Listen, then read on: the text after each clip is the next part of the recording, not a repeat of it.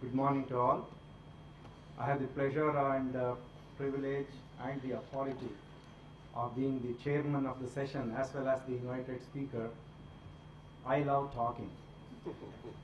And for quite some time I had taken sannyas from conferences, so there is no reason why I should not use this opportunity to satisfy that desire.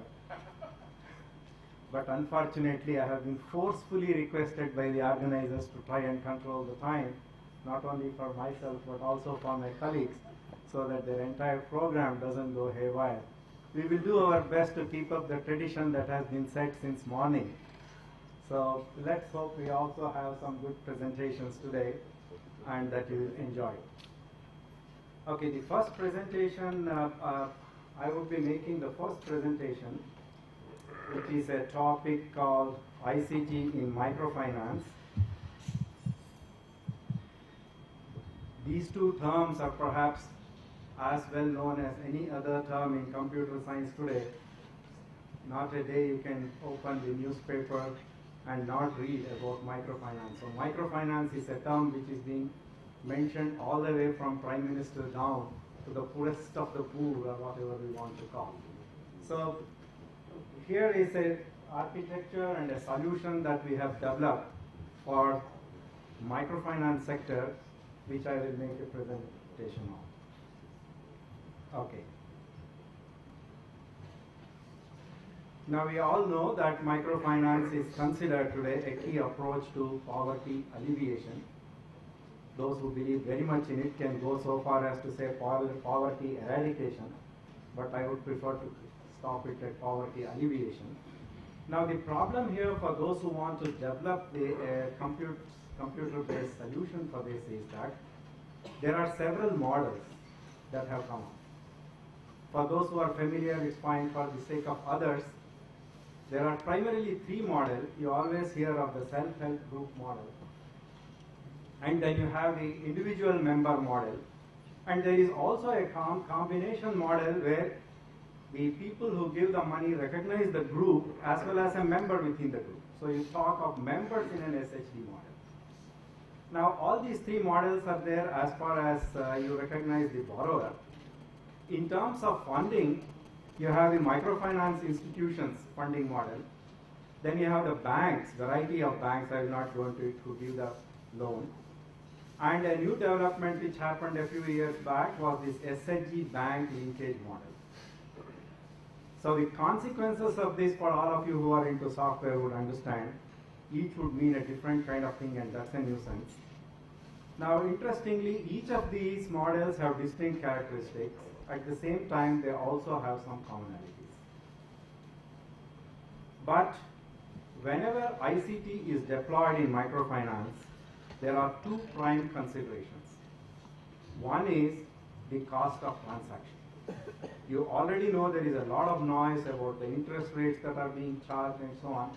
So any solution, we computer scientists are always very happy to computerize anything without bothering about other consequences of that. But here, the important consequence is, yes, please go ahead and computerize, but will it help in reducing the cost of transactions or keeping the cost of transactions at the lowest? And the second issue there is, of course, managing scalability efficiently. Because microfinance in this country, at least, is still, you could say, in an initial stage. Though several millions of SHGs have been given loans, it's still the very beginning. And it is now that the government has woken up. And when the government wakes up, many things happen. Good or bad, time only will tell. So it's quite possible that it will grow in a very, very large way, and crores of rupees will go into it, and therefore everybody would be employed in microfinance. Once upon a time, we used to say there would be 10 transistors per head. Every adult would be a programmer and so on. Who knows? Every adult may become a borrower or a lender in microfinance. That's the kind of scales that are being projected. So considering this, therefore, there are two primary things: cost of transaction, managing scalability. How to achieve this? So keeping some of these issues in mind, we have developed an architecture which we believe can meet these two criteria. Now, a brief introduction to what the business processes are in the microfinance industry. there are about 9 or 10 individual steps that you can recognize. First one is collection of facts about the prospects. Though microfinance is giving loan without collateral, it doesn't mean you give loan even without the collateral of knowledge about them. You definitely first go and try and find out what kind of person he is or what kind of group he is, and find out whether they really can repay the loan and so on. So this, as I have pointed out, is typically a field level activity. You cannot sit in the office and you have to actually visit the sites and get to know about them. The second step is, of course, there are always forms filling. Very little can be achieved in this world without filling a few pages of forms. So forms are filled, and then you bring those forms back to a group of intelligent people, and they will do the assessment of the credit worthiness. How much loan can be given, and what should be the nature of credit, and so on. That typically is, as I have pointed out, a centralized back office activity. Then you select a loan product to offer. Is it a general loan? Is it a housing loan? What type of loan? Each MFI or bank has created a set of products. So you select which product is best suited for this particular group, which is again a back office activity.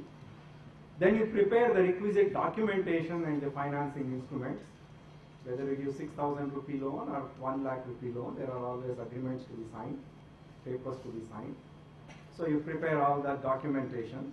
You have to ensure that 98% repayment level that exists in MFI. Signing a document ensures that as one of the instruments. Then you have to prepare the loan related data for disbursal.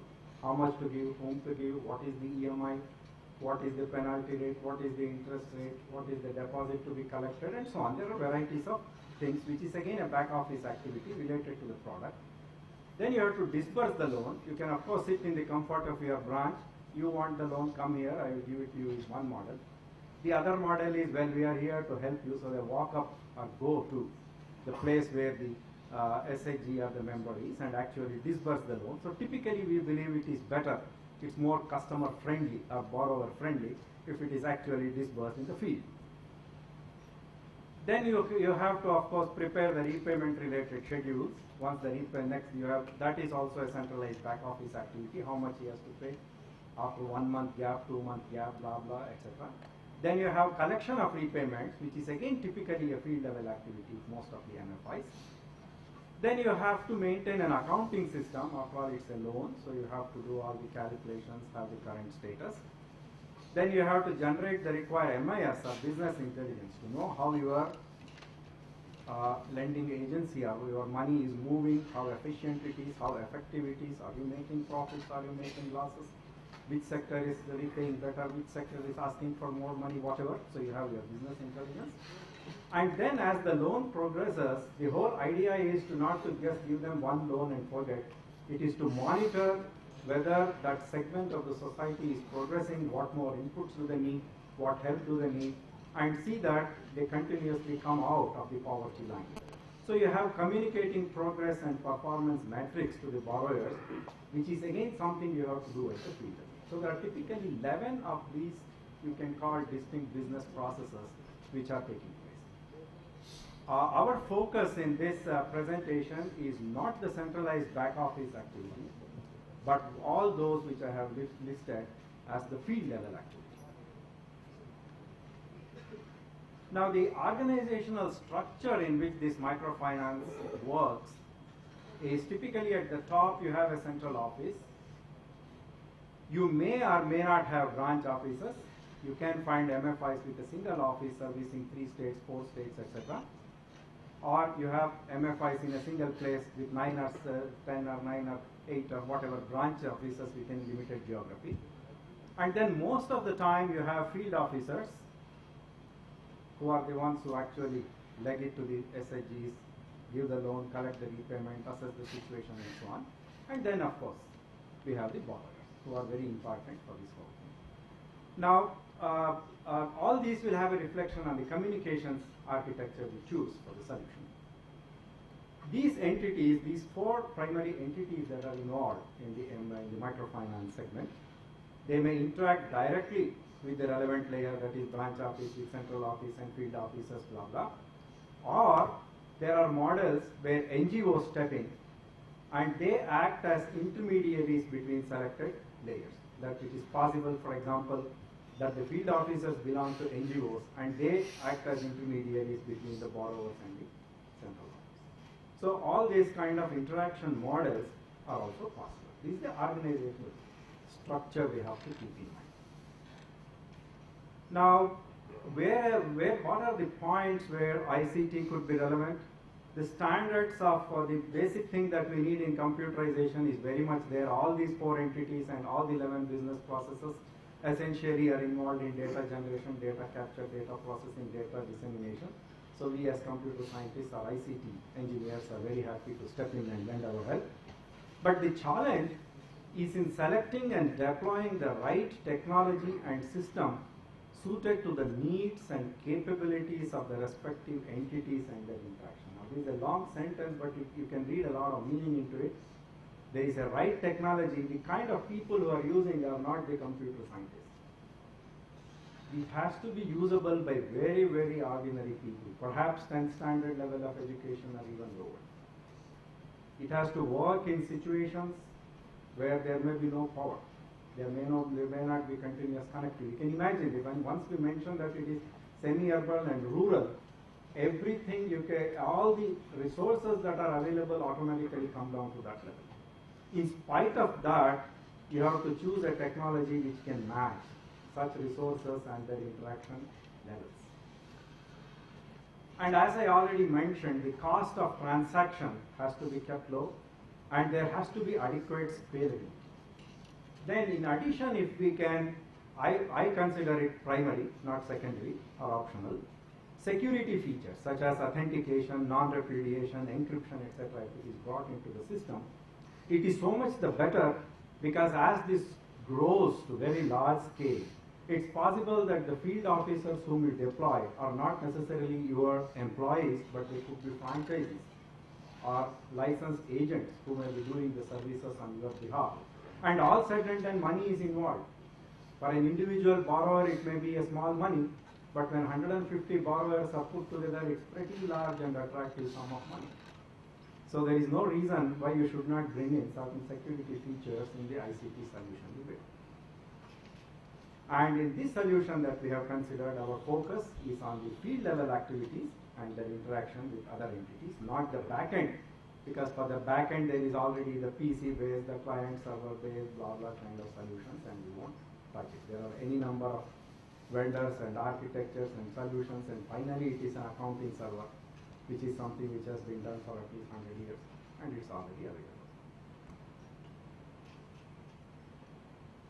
Now, the next set of characteristics you keep in mind when building this solution is that you will notice that source and destination of all data is actually at the field level. The creators and consumers of data finally are at the field level. So we need an effective device to capture as well as finally to disseminate this information, which results in the traditional benefits of computerization: data capture at source, avoidance of repetitive entry of the same data, selection and display of only relevant data, making available accurate and current data with least delay. This is very important because in any banking system, you want to keep the money moving as fast as you can, and your accounting has to be as accurate as you can. And the field officer may have to many times cover a reasonably large geographical area. I have heard of many MFI saying, once my field officer goes out, he may come back after 1 week. He may go over a hilly terrain, he may go over a rural village, he may go into the deserts of Rajasthan. He may walk anywhere, cover a few SHGs, could be 100, 150, 300, etc., and then come back for making the data available. So whatever solution we choose should be capable of supporting such a situation. So considering that, we can put down very quickly a list of what you need in such a solution. Should be truly portable. I try to say this truly portable because for us in the urban area, this laptop has become portable. But I'm one of those first to give up laptop, and believe not carrying a laptop is a fashion. Either your left shoulder is drooping or your right shoulder is drooping. and if he has to carry it over several kilometers in all kinds of terrain, I don't consider it a very portable device. It has to be on a battery for sufficiently long periods. The battery should be capable of holding it for at least 4 or 5 hours of operational time. It should support local languages because we are already talking of rural area. Very easy to learn and use. You cannot first teach him typing to learn a QWERTY keyboard and then start using the computer. You can't do such things. And it should be very efficient for limited data capture. Should have no maintenance hassles. Obviously, you can't take up the phone and shout at your maintenance agent or office who has to rush a person within 2 hours of SLA that you have signed and so on. Actually, there should be no maintenance at all. It's not that you'll have an agreement, expect someone to come within 2 hours, otherwise 1% penalty will be levied and all that. You can't have such classes if you want to deploy ICT there. It should have a range of connectivity options. I will describe that with an architectural diagram. It should work in a wide range of environments, very obvious. It should have adequate data storage and processing capability. And it should have a mini printer, because all said and done with all computerization, all talk of paperless and so on, unless a Rashid, a small piece of paper comes out, nobody believes that the transaction has taken place. And you need, in case for usage, learning, etc., adequate handholding and support and continuity. Should be relatively low cost. Among the available computing solutions, it should be the lowest cost, at least we can say. Of course, in absolute terms, you can say it should be 1,000 rupees, but perhaps nobody has found it. So among the available devices, it should be lowest cost. It should have ability to load custom developed applications and to feed upgrade. Software is something which unfortunately keeps on undergoing upgradations. Whether the customer wants it or not, the software developers want to upgrade the software. Otherwise, how do they earn their salaries? So it's very important that this upgraded software should be field loadable. You cannot ask those devices to be brought back to a center and then upgraded. And as I have already said, it would be ideal if we can also have a way of implementing security. So if we can meet these requirements, we have a good solution. So the architecture we evolved for this looks like this. It's a very simple diagram, but let me tell you what it means. You have at the left-hand side where you see an account server, which is the typical backend. And the right-hand side, it's a datanet facility, but it could be generically anything. It's a hosted on internet facility. It's a managed hosted solution, so you can treat it like an ASP resource. And you have the internet there, the cloud, and you have the computer there as the main component with a smart card and the requisite application software sitting on that. And an optional thing and still achieve all the characteristics that we have talked about. Now what happens here is, you see the connectivity. The important point here is the connectivity. The application software is resident on the computer, and the smart card is given to the field officer. It's the field officer who carries the computer. And those 12 things that I listed, all 12 are satisfied with the computer. That's the reason for selecting the computer. It has variety of communications options. It has an infrared communication option. It has a LAN-based communication option. It has a dial-up-based internet connectivity option. It has a CDMA or GSM-based internet connectivity option. So when you have these variety of communication options, you can develop an interesting architecture like this, where the field officer goes with this computer to the field and does the necessary data collection or information dissemination. The smart card is used, 1 as a hardware lock, 2 as an authentication point, and 3, we also generate a digital signature on all the data captured, and also have a provision for verifying the digital signature, so that even if it is franchised, you are ensured that correct data has come to you, and there is guarantee of non-repudiation. You can't say I collected money, I did not collect money. No, every transaction that is done on it is assured with the guarantee of non-repudiation. Now, the dotted line between the computer and the backend server is to show that if you don't have internet connectivity, you can take the computer to the nearest backend server, account server that you may have, and just either download data into the computer or upload data from computer to the server, either by using the infrared or the Ethernet connectivity.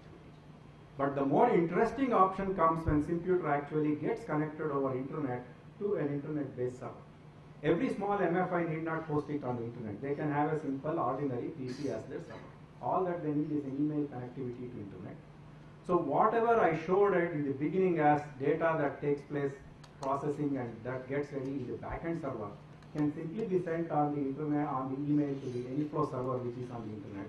Computer can connect to the internet, so data can simply get uploaded or downloaded from Anyflow server. That means as the internet connectivity expands in the country, wherever you are able to do this required data uploading and downloading.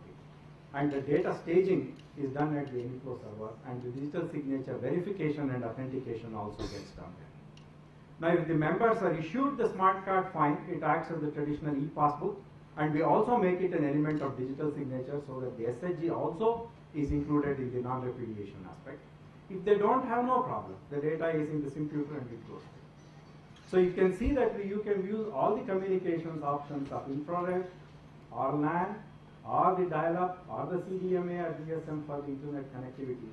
And this architecture also makes it possible for you to run your business with a single office and a single server. And the rest you can let your field officers float in whatever square kilometers of area, as long as at some point there is an internet connect to come back to a town or a village or a taluk where there is a dial-up connectivity and upload and download the data.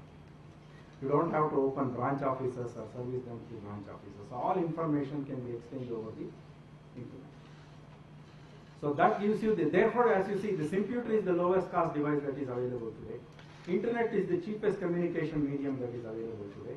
Number of offices you can compress to one because you have the ability of networking and dealing with all of them through internet.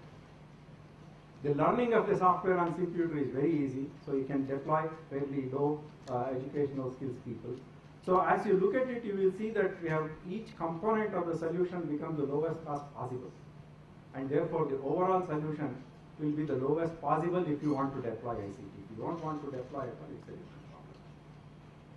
Now what are typically the transactions that you would do? Typically these are done by the field officers. Computer in fact also implements a beautiful RDBMS. So we have taken advantage of the RDBMS in doing all this. Loan sanction details, loan disbursal details, loan repayment schedules, repayment details, loan closure, card issue. For those who are not familiar with the banking transactions, you can know that. So these are the various transactions which actually happen there. We do not replicate the functionality of a backend server there. We religiously avoid calculating interest and calculating penalties and all. It's purely treated as a data capture, data dissemination with required filters, sorting, views, whatever you want for the convenience of the field officer, not for calculation purposes, because that becomes a headache. If your interest rates change, having to put it in hundreds of computers which may be anywhere in the field at a given point of time. In addition, as I said, this building and disseminating the performance and progress and the first stage of getting information about the prospects for assessing their creditworthiness. All these require a lot of information capture, general information capture. So that we are doing by building a generic, a compilable forms definition and data capture system. Because every time you have to customize a software, the cost goes up. You come to a software vendor and say, I want to customize, the rates automatically are higher, so the cost goes up. So if you can build something generic, which does not require customization at the software vendor, what happens at the field itself, your costs come down and usability goes up. So we add a generic data capture system also. You can of course have additional custom built forms here. So we did a small field trial of this with one MFI called Sanghamitra, which is promoted by Myrada, a very well-known NGO. We did it for a particular model which they were experimenting at that time. Technology-wise, it works quite well. Computer with smaller towns with dial-up connectivity, uploading the data, downloading, taking this particular architecture that I showed works beautifully. No problem. But then they changed their business model, I could say, to a field officer based model. So we have made a software now for field officer based model. And then as we talked to a few more MFIs, we found that there are more generic things like I described. So now we are making some more improvements in the software, modifying the software to make it as generic as possible to capture all the kinds of things that I described in the first and second slide. So less of customization, less of cost, more amortization, so they can get the application software also at a lower cost, so the entire cost becomes quite low. So the architecture that we have proposed meets all the criteria that I stated in the beginning. The Simputer meets all the requirements, and as we all know, it was actually designed to meet those criteria, and it becomes a perfect fit when you have a problem of that nature. The variety of communication options which I mentioned makes it possible to have such a powerful architecture. The smart card, it is the smart card which brings the authentication, non-repudiation, and local data storage. Cost components, as I mentioned, are already the lowest. And Mobilis, if Simputer becomes a limitation, you would have seen Mobilis in the stock. The application can be ported to Mobilis if you have a little more intense data capture, etc. And you can use Mobilis for the same kind of architecture with increased functionality. Thank you.